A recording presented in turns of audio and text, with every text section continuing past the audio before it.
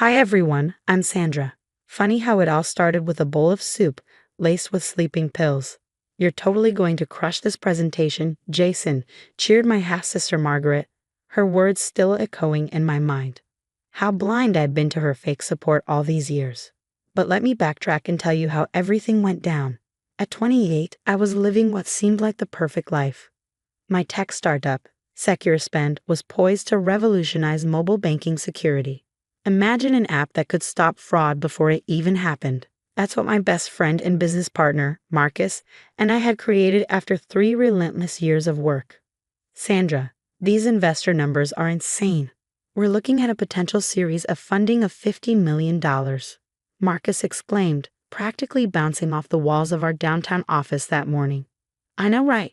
Hard to believe all this started in my garage with just us and a few energy drinks, I replied, smiling at the memory of our humble beginnings. While my professional life was soaring, my family dynamics were a different story.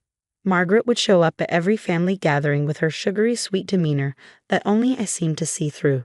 Oh, Sandra got the idea for her app from my suggestions about online banking, she casually boasted to our relatives, while I sat there seething but silent, trying to keep the peace. And then there was Jason, Margaret's husband, who just so happened to work for ByteSecure, our biggest competitor. Such a small world in tech, isn't it? He'd say with that smirk that never quite reached his eyes. As the excitement built for our upcoming launch event, investors from Silicon Valley were flying in, and venture capitalists were practically fighting for invites. Margaret insisted on being involved in the preparations. Let me help you get ready. You're going to need all the support you can get, she offered, touching my arm like the caring big sister she pretended to be. Little did I know that her support would turn my world upside down. The night before the investor presentation, Margaret called. Maybe I should come over tonight. Mom's soup recipe always calmed your nerves before big events, she suggested, her voice dripping with concern. That would be great, I agreed, completely unaware that this simple bowl of soup would mark the beginning of my nightmare. At exactly 7:00 p.m., the doorbell rang. Margaret stood there, holding a steaming container. I made it just like Mom used to. It'll help calm those pre-presentation jitters, she said, her smile so genuine it almost made me forget how uneasy she made me feel. But something felt off as she kept watching me eat. Is there something on my face? I joked, trying to shake off the weird tension. No, just making sure my baby sister enjoys every last drop. Mom would have wanted that, she replied, eyes glinting. 20 minutes later, the room started to spin. My arms felt like lead, and my vision blurred. Margaret, I don't feel so good, I managed to whisper. Just nerves, sweetie. Why don't you lie down for a bit? I'll wake you up in plenty of time for your big day, she cooed. That was the last thing I remembered before everything went black. I woke up to sunlight streaming through my windows, my head foggy and heavy. I grabbed my phone, 11:45 a.m. My heart dropped. The investor presentation was at 9:00 a.m. sharp. 17 missed calls from Marcus, 28 texts, 1 email from our biggest potential investor. Due to your unexplained absence, we are withdrawing our interest in SecureSpend. Panicking, I called Marcus. What happened? I asked, my voice barely steady. Just get to the office now, he replied, his tone grim. I rushed in, still wearing yesterday's clothes, to find Marcus staring at his computer screen. Before you say anything, watch this, he said, pulling up security footage from my apartment's hallway cameras. He'd installed them last month after a break-in attempt at our office. The footage showed Margaret leaving my apartment, phone pressed to her ear. It's done. She'll be out cold until at least noon. Tell Jason the coast is clear for the ByteSecure presentation, she whispered into the phone. My blood ran cold as Marcus pulled up another video from a hidden camera he'd secretly installed in my kitchen. It showed Margaret carefully emptying a vial into the soup, her eyes darting nervously. I didn't say anything earlier because I needed proof of something bigger, Marcus explained. Your sister and Jason, they've been planning this for months. I watched in stunned silence as more footage played. Margaret sneaking into our office, photographing confidential documents, Jason meeting her in shadow parking lots, exchanging flash drives. They've been stealing our tech bit by bit. ByteSecure's new app? It's ours. They're launching it next week. My whole body went cold. My own sister?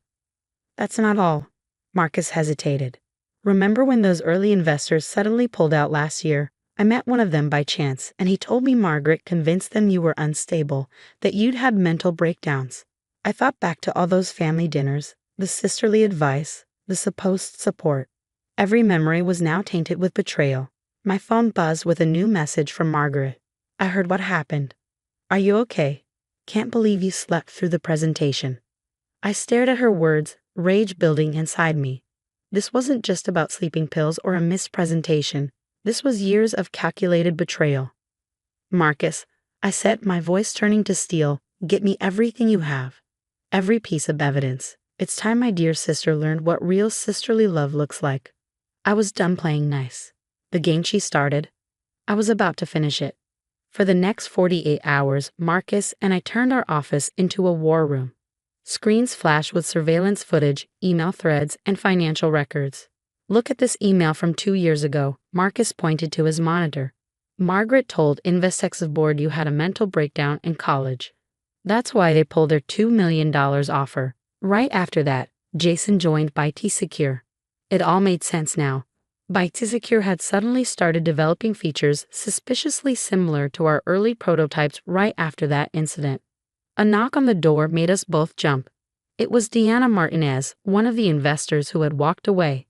I came to give you a chance to explain your absence yesterday, she said, then noticed the investigation board we'd set up. What's all this? Taking a deep breath, I laid everything out for her.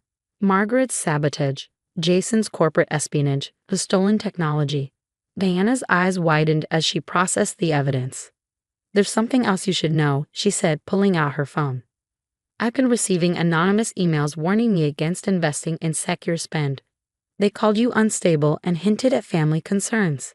The sender was careful, but I bet the IP address traces back to ByteSecure. Marcus was already typing. Bingo. But here's the kicker. I dug into ByteSecure's finances. Their recent funding round? The numbers don't add up. We spent the next few hours tracing a tangled web of falsified user data and cooked books. ByteSecure's impressive growth was nothing but a house of cards. Margaret and Jason hadn't just stolen our technology. They'd built their empire on lies. Wait, I said, scanning their records. These names, Angela Chen, Michael Roberts, Jessica Torres. They're all former colleagues of Margaret's who suddenly vanished from the industry. More digging revealed a disturbing pattern. Every time Margaret felt threatened by someone's success, they mysteriously faced personal or professional disasters. Angela's promising career ended after sudden health issues. Michael lost his biggest clients after anonymous complaints about his behavior. Your sister's been sabotaging people for years. Marcus shook his head. You're just her latest target. As if on cue, my phone lit up with another text from Margaret. Sis, I'm worried about you. Maybe the pressure of the startup is too much. We should talk. The same fake concern she'd likely shown all her other victims. But this time, she picked the wrong target. I have an idea. Diana leaned in. ByteSecure's launch event is next week. They're about to unveil their revolutionary security features. Our features. What if we set a trap? Marcus's eyes gleamed. I've already started collecting their fraudulent financial records. One anonymous tip to the right authorities. No, I interrupted. We need to be smarter. Margaret survived this long by making her victims look unstable. We need to let her walk right into her own trap. I pulled up the details for ByteSecure's launch event. Margaret and Jason had spent months weaving their web of lies. Now it was time for them to get tangled in it. Diana, I asked, how would you like to play a starring role in ByteSecure's most memorable presentation ever? Over the next hour, we crafted a plan so elegantly simple that Margaret would never see it coming. She thought she destroyed her little sister's dreams. But what she didn't realize was that she just handed me everything. Here's a refined version of your story segment, capturing the climactic takedown and emotional fallout with more polish and dramatic tension. I needed to destroy her carefully constructed facade. Game on, sis. ByteSecure's launch event was packed with investors, media, and tech industry leaders. I sat in the back, watching Margaret and Jason take the stage, proudly showcasing their stolen technology. Our revolutionary security features will change mobile banking forever, Jason announced with that smug grin. But then, right on cue, Diana stood up from the audience.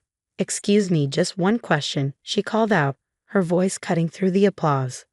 "Could you explain how these features differ from SecureSpend's original code filed for patent protection 6 months ago?" The room went dead silent. Margaret's face drained of color, eyes darting nervously. "I have copies of SecureSpend's original documentation right here," Diana continued, holding up a folder, "along with evidence of corporate espionage, fraudulent investment reports, and years of systematic sabotage." The doors at the back of the room burst open as SEC agents we tipped off entered. Jason tried to make a break for it, but he didn't get far, tackled just steps away from the exit. In the chaos that erupted, Margaret rushed toward me. "Sandra, please, I can explain everything." "You mean how you tried to destroy me? Just like you did with Angela Chen, Michael Roberts, and all the others." Angela herself stood up from the audience. "Remember me, Margaret? The unstable project manager you ruined." One by one, more people stood up, Margaret's past victims, all armed with evidence of her manipulations.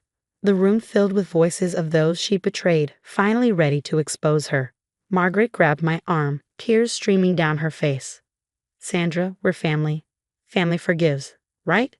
I looked her in the eyes, my voice steady. "Family doesn't drive each other. Family doesn't steal and lie. You're not my family, Margaret. You're just another toxic person I'm cutting out of my life." I pulled away, leaving her to face the consequences she so richly deserved. The next few weeks were a whirlwind. ByteSecure's stock plummeted as investigations exposed years of fraud. Jason faced criminal charges, while Margaret's professional reputation was shattered.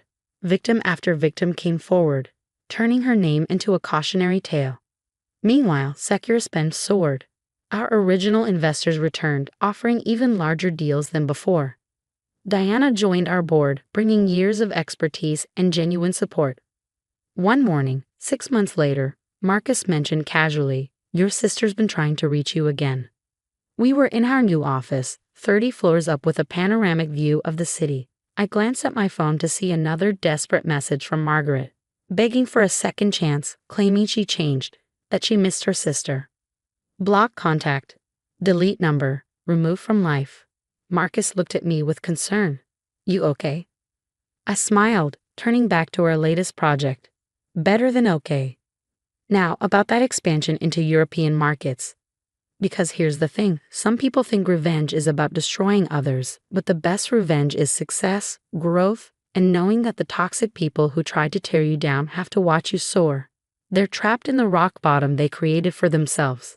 That's not just revenge, that's justice. What would you do if you discovered your own sibling had been secretly sabotaging your life for years?